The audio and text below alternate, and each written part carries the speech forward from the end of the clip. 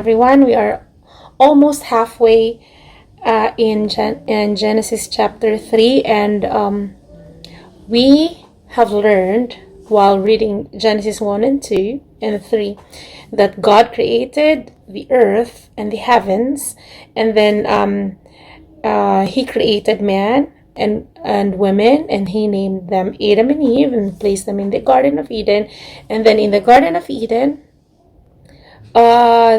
God placed two trees, the tree of knowledge of good and evil and the tree of life, where the reason why God placed the tree of knowledge of good and evil is to test the obedience and loyalty of human beings. And this is also to prove everyone that God has given us the freedom of choice, whether we want to follow Him or not. And this also proves to everyone, to the whole universe, proves to them that disobedience to God will lead to destruction, and this is why the earth is cursed.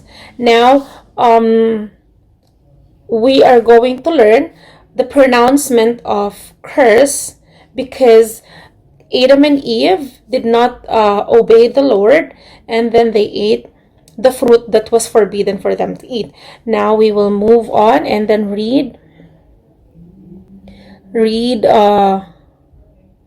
14 until 15. So we have read that when Eve was asked, why did you eat it? When Adam was asked, why did you eat it?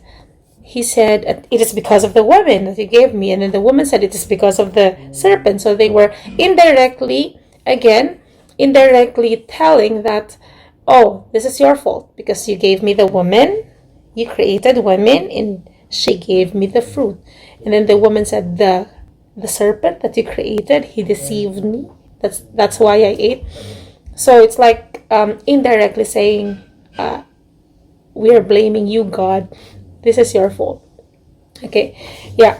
So we move on in verse 14. Chapter 3, verse 14. So the Lord God said to the serpent, because you have done this, you are cursed more than all cattle and more than every beast of the field.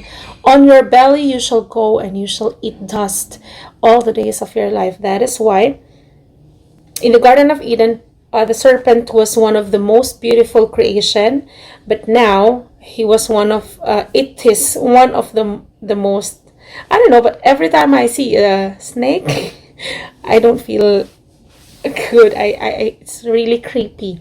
But yeah, that's why, because they were cursed, they are going to walk on their belly, because previously they have wings, they can fly. Now they're on their belly. Okay, so next, and I will put enmity between you and the woman, and between your seed and her seed, and he shall bruise your head, and you shall bruise his heel. So this is the pronouncement of, according to Andrew's Study Bible, yes.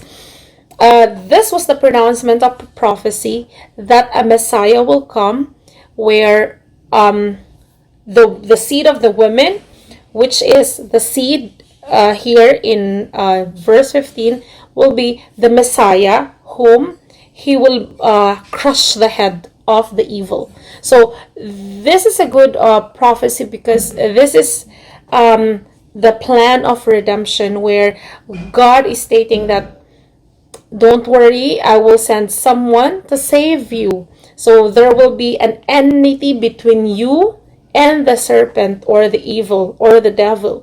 There will be constant conflict between good and evil. They can't be together. So the fruit of this woman, or Eve, will crush the head of the evil, but it will bruise also the heel of the woman, which is the church. Okay, so yeah, you can see that in here the seed is in the singular form, as it was mentioned here in Andrew's Bible Study Guide, because it is foretelling about the coming of the Messiah. So in here it was already prophesied. This is good news for us, because without this prophecy, if this prophecy was not fulfilled, there will be no hope for the humankind. Then we will be all cursed, or we will not exist, because the if we disobey, or if if we did not follow the law, the how do you call this,